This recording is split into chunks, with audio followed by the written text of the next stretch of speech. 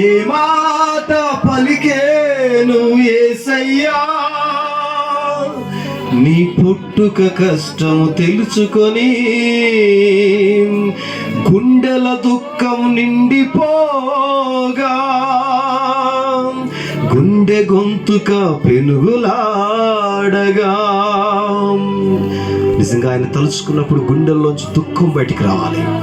ఆయన జననాన్ని చూస్తే గుండెల్లోంచి ఒక వేదన బయటికి రావాలి. ఆయన చల్లటి గాలిలో పశువుల పాకలో నీ కొరకు ఎందుకు జన్మించాడో తెలుసా?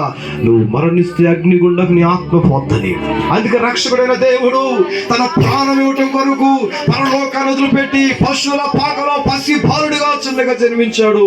ఆ శిలువ రక్తం చెందించి నిన్ను పరిశుద్ధపరచాలని, నీకు పరలోకంలో చోటు ఇవ్వాలని. అందుకే ఆ గొప్ప దేవుడి లోకానికి దిగొచ్చాడు తల్లి. ఆ క్రిస్మస్ ఆనందం అంటే నువ్వు దేవుని స్థలంలో మారు మనసు పొందడమే క్రిస్మస్ ఆనందం. నువ్వు దేవుని స్థలంలో బాప్తిసం పొందడమే క్రిస్మస్ ఆనందం. నువ్వు దేవుని తెలుసుకోవడమే క్రిస్మస్ ఆనందం. ఈ రాత్రి అలాంటి నిజమైన క్రిస్మస్ ఆనందం నీకు కావాలని ఈ రాత్రి అందరం చేతులు పైకెత్తి ప్రార్థన చేద్దాం.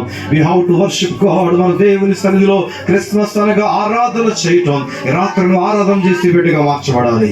ఈ రాత్రి నువ్వు ఆయన గణపరిచే బిడ్డగా మార్చబడాలి. అందరూ చెప్పండి, ప్రభువా నా హృదయంలోకి రండి అయ్యా. అందరూ చెప్దాం, యేసయ్యా నిజమైన క్రిస్మస్ అంటే ఏదో అనుకున్నానయ్యా, ఏదో పాటల క్రిస్మస్ అనుకున్నాను, ఏదో అనుకున్నాను కానీ ప్రభువా నా హృదయం తెరవడం నిజమైన క్రిస్మస్ అని రాత్రి నాతో మాట్లాడావయ్యా.